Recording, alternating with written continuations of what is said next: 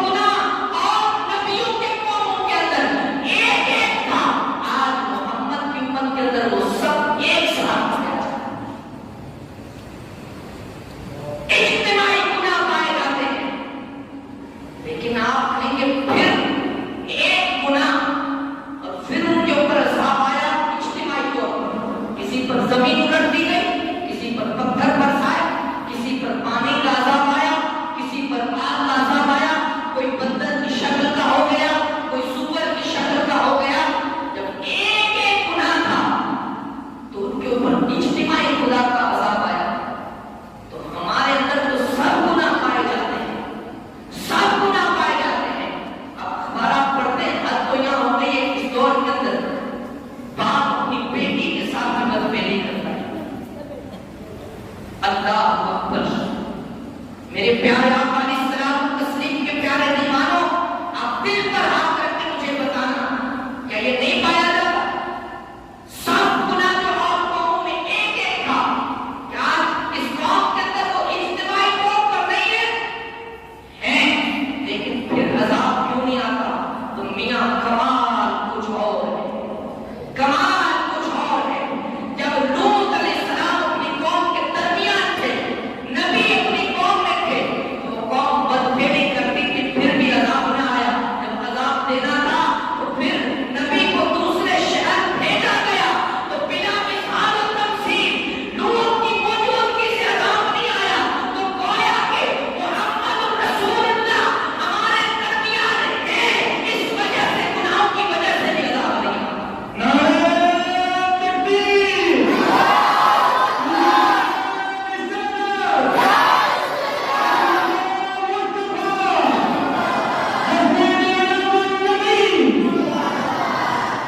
خوش نہ ہو، ہم گناہ کر رہے ہیں، ہمارے اوپر عذاب نہیں آتا۔ خصوصیت آپ کی اور میری نہیں، بلکہ آج تو انٹرنیٹ پہ لوط علیہ السلام کی قوم کے اندر گناہ تھا تو لوگ گناہ کرتے تھے، ایک گناہ کرتا تھا، رات کو اگر جو ہے پھر دروازے پر لکھ دیا جاتا تھا۔ یہ سب آج کیوں نہیں ہوتا؟ یہ صدقہ ہے آمینہ کی لال، یہ صدقہ ہے آمینہ کی لال کا۔ آپ کہیں گے مولوی صاحب آپ کیا بات کرتے ہو؟ محمد رسول اللہ ہمارے درمیان ہیں، ہاں ہیں۔ آپ کہیں گے وہ تو مدینے شریف کے اندر ہیں، اگر ہم ان کی زندگی مانتے تبھی وہ مدینے شریف کے اندر ہیں، گویا کہ جسمانی طور پر مدینے کے اندر ہیں۔ جب تک دنیا میں نبی ہوتا ہے تب دنیا کا نظام چلتا ہے، بنا نبی کے دنیا کا نظام نہیں چلتا۔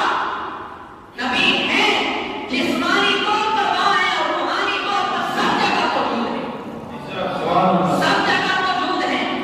میرے پیارے آقا علیہ السلام تسلیم کے پیارے دیوانوں، اب جب وہ پہلے قوم گناہ کرتی تو گناہ لکھ دیا جاتا تھا، اور حضور اکرم صلی اللہ تعالی علیہ وسلم کا کرم دیکھیں۔ حضور علیہ السلام تسلیم کی ہم تعریف کیوں نہ کریں؟ ارے جس مصطفیٰ کے صدقے میں اللہ نے ہمیں عزتوں سے نوازا ہے، ورنہ کوئی ہم اپنے چہرے کی وجہ سے نہیں پہچانے جاتے، نہ اپنے حسب و نسب کی وجہ سے پہچانے جاتے ہیں، نہ اپنی ہوشیاری کی وجہ سے پہچانے جاتے ہیں۔ جناب یہ جو کچھ عزتیں ہیں یہ صدقہ ہے آمینہ کے نام۔ جب معراج کی رات مصطفیٰ تشریف لے گئے، معراج کی رات کو جب حضور تشریف لے گئے تو اللہ تبارک و تعالیٰ نے جب اپنے محبوب کو اپنے قرب خاص میں بلایا، اس وقت فرمایا تھا جب قیامت کے دن توجہ فرمائیے گا، پھر بھی اگر یہ جملہ سن کے آپ پھر بھی حضور سے محبت نہیں کریں گے کیا؟ ہاں، پھر تب جو عید میلاد النبی صلی اللہ تعالیٰ علیہ وسلم نہ منائیں کیا؟ ہم تو سال میں ایک مرتبہ اتنا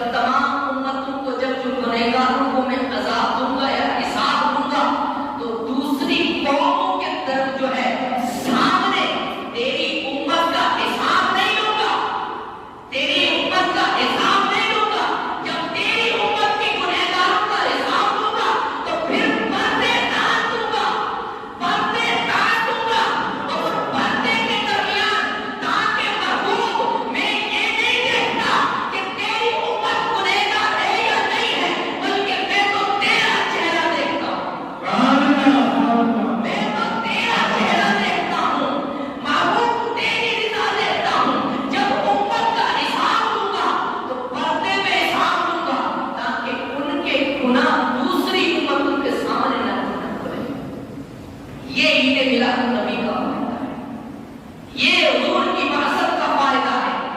میرے پیارے آقا علیہ الصلوۃ والتسلیم کے پیارے دیوانوں، اب دوسری ایک روایت جو میں پیش کرنے چلا تھا، جب معراج کر کے حضور تشریف لے آئے، دیکھیں نا ہم کتنی نبی سے محبت کرتے ہیں۔ ہم تو یار وہ لوگ تھوڑی تھکن ہو جائے تو فجر چھوڑ دیتے ہیں، نمازیں چھوڑ دیتے ہیں، اگر تھوڑی سی پھنسی نکل جائے تو نمازیں چھوڑ دیتے ہیں۔ یہ گناہ کبیرہ ہے، ہاں جس کو ہم گناہ نہیں سمجھتے ہیں، یہ بڑا گناہ ہے، ہاں بڑا گناہ ہے۔ میرے پیارے آقا علیہ السلام تسلیم کے پیارے دیوان، یاد رکھیں ایک دن مرنا ہے، ایک دن مرنا ہے اور ہر ایک کو اپنے اعمال کا حساب دینا ہے۔ بس میں اتنا کہتا ہوں اس دنیا سے جانے سے پہلے اپنے نبی کی محبت ضرور لیں گے۔ میرے آقا علیہ السلام تسلیم کے پیارے دیوان، بس میں آپ سے ہاتھ جوڑ کر کے اتنا عرض کرتا ہوں، کیا ہمارا اتنا حق نہیں بنتا کہ ہم حضور کے چرچے کریں؟ وہ مصطفیٰ طائف کی وادیوں میں ہم کو نہ بھولیں،